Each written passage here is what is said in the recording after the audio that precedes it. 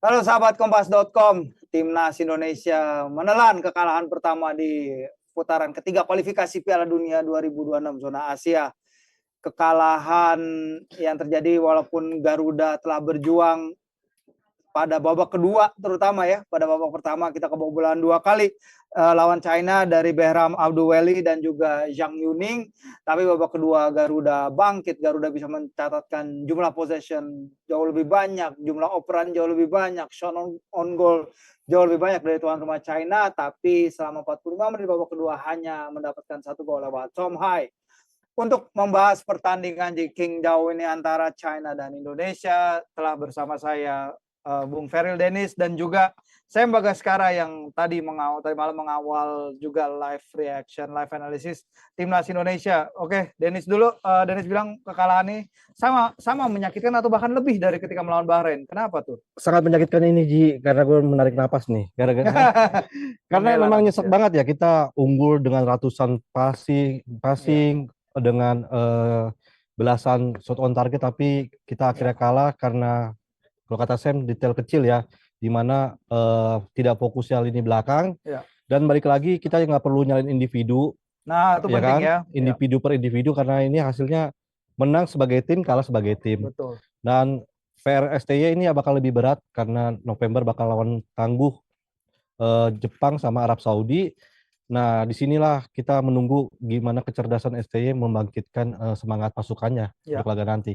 Karena emang melawan Jepang, Arab Saudi ya walaupun di SUGBK, tapi kita memang benar-benar nggak di expect untuk mendapatkan poin ya dari laga itu. Iya. 2 poin dari laga itu aja udah bagus banget gitu.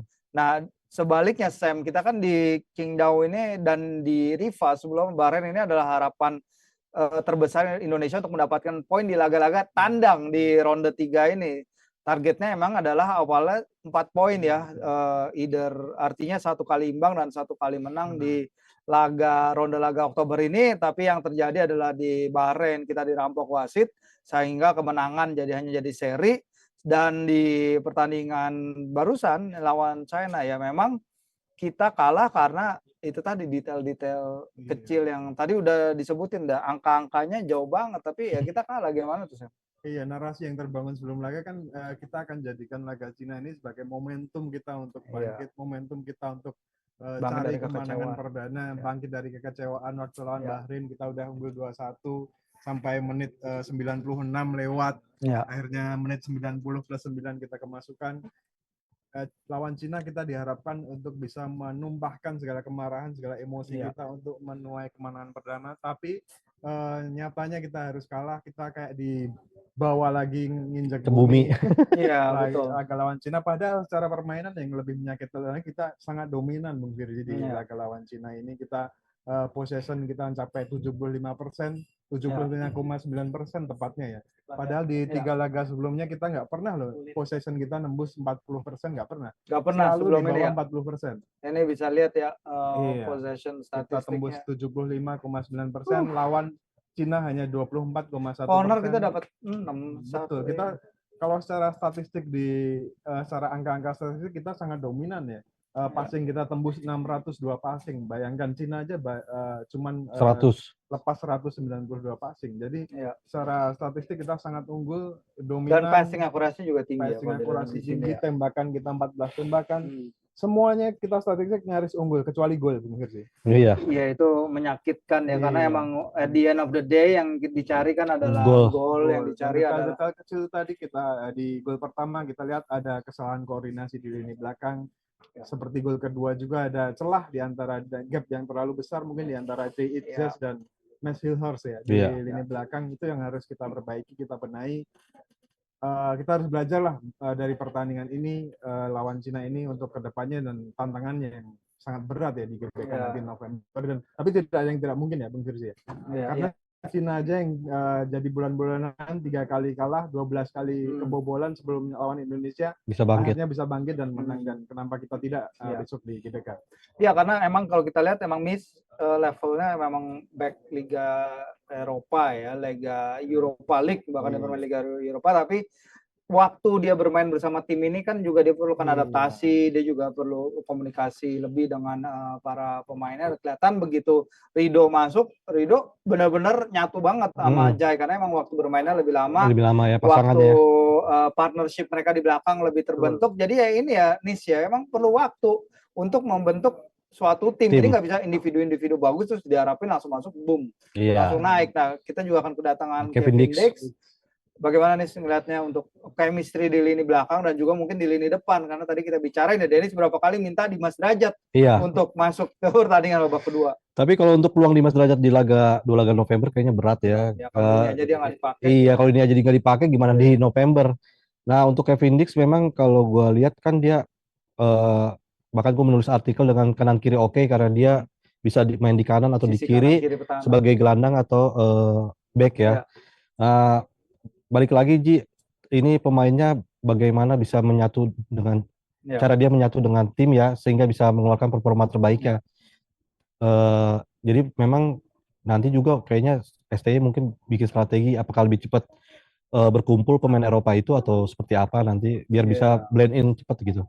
Iya, karena emang kekhawatiran kita kan sebenarnya kondisi Martin Paes ya di ronde 2 laga ini, tapi kita lihat tadi emang dia nggak bisa ada kesempatan aja sih kalau gue bilang sih untuk kedua gol itu ya mau gimana, emang rada susah situasi one on one, jarak Hilgers yang untuk gol kedua juga jauh dan untuk gol pertama communication ya, dia Shane mencoba menahan bola tapi kemudian bola dicuri.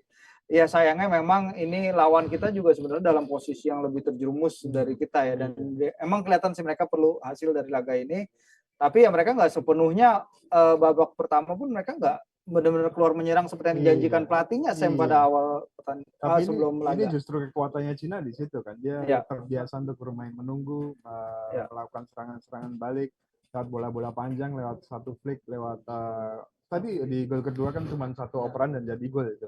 Cuman nggak panjang rantai operannya, cuma satu operan dan dia lihat celah di lini pertahanan Indonesia, satu umpan dan jadi gol. Dan ya itulah gaya mainnya Cina ya selama ini yang udah mereka tunjukkan di putaran ketiga kualifikasi Piala Dunia dan harus jadi pelajaran juga bagi Indonesia ya.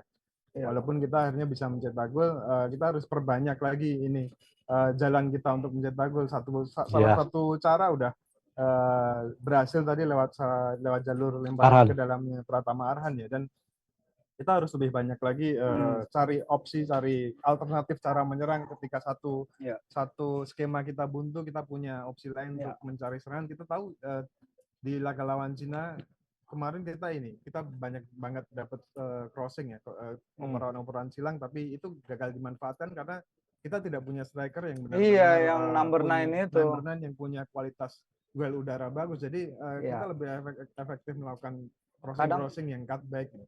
Kadang kita lihat Ragnar di sisi kiri dia memberikan umpan, padahal kita perlu dia di dalam kotak penalti gitu misalnya ya.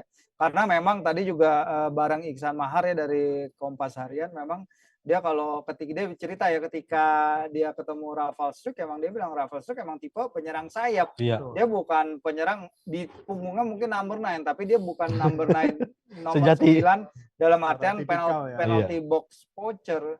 Kalau gitu gimana nih? Sementara kita nambahnya back terus apa? Ya nggak segampang itu sih emang pasti. Ya walaupun sulit ya, maksudnya nanti juga kayaknya kita juga bakal kesulitan mendapatkan bola mati ya. Artinya itu perlu diasah lagi ya Sam ya. Apalagi kita punya back-back yang tinggi. Jadi walaupun penyerang nggak bisa nyetak gol, artinya lini-lini lain yang bisa nyetak gol, terutama dari bola mati tadi.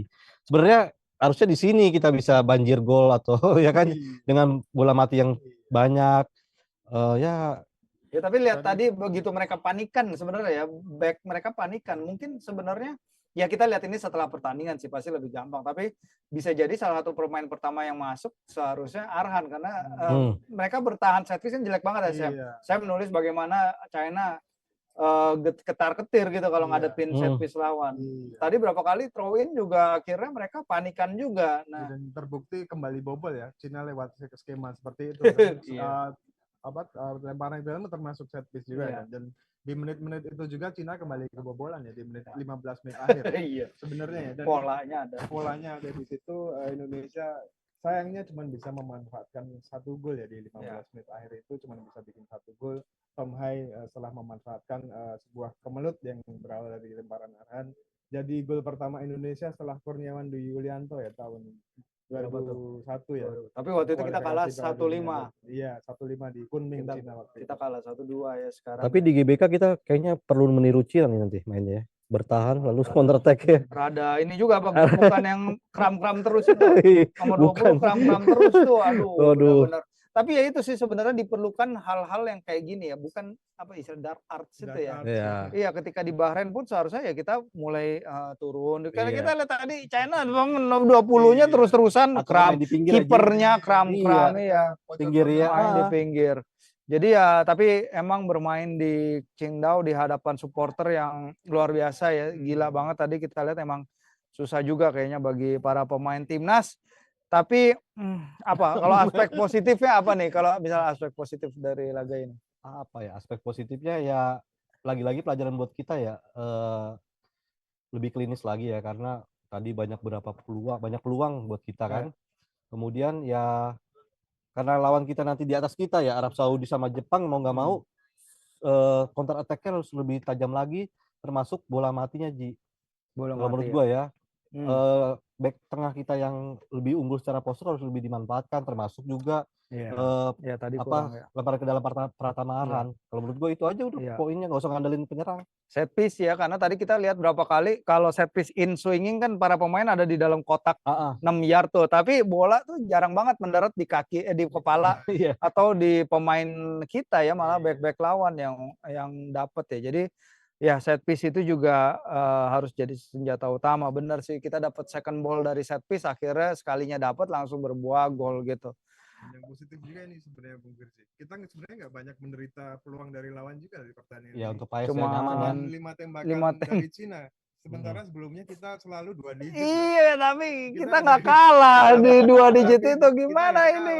Jadi sekali lagi konsentrasi, fokus, komunikasi di lini belakang itu ternyata sangat krusial ya. Ketika lawan nggak banyak tembakan tapi dengan ada sebuah momen yang kita di mana fokus kita agak menurun dimanfaatkan betul oleh lawan itu ya. Jadi intinya benar-benar sakit ini sakit banget. Anomali yang menarik karena kita Sam tadi bilang di live reaction, di live analysis lawan Australia, Arab Saudi dan juga Bahrain kita menderita 61 tembakan tapi hanya kebobolan berapa? 1 2 3 3. Sementara ini kita kebobolan 2 hanya dari 5 tembakan ya. Aduh.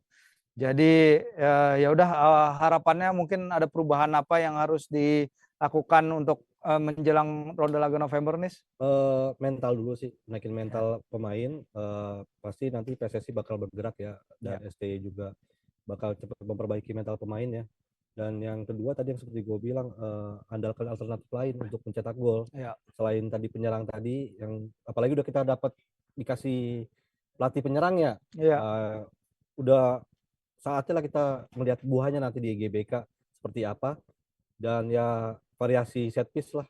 Iya benar, variasi set piece. Sam, apa Sam? Terakhir? Ini yang jadi sorotan juga kita masih sering kalah di duel-duel ya, terutama ketika situasi membutuhkan kita untuk memenangi duel udara terutama lawan Cina tadi ya. Kita nggak banyak sukses di situ, 38% doang sukses. Cina sementara lebih banyak memenangi duel, 60-an lebih. Itu yang jadi sorotan ketika situasi membutuhkan kita untuk lebih banyak main di udara, mungkin kita lagi posisi ngejar kayak tadi, kemenangan duel ini jadi sangat penting karena terbukti tadi kita satu memenangi duel udara, satu flick itu jadi golnya Tom Hai. Iya betul, ya itu ya.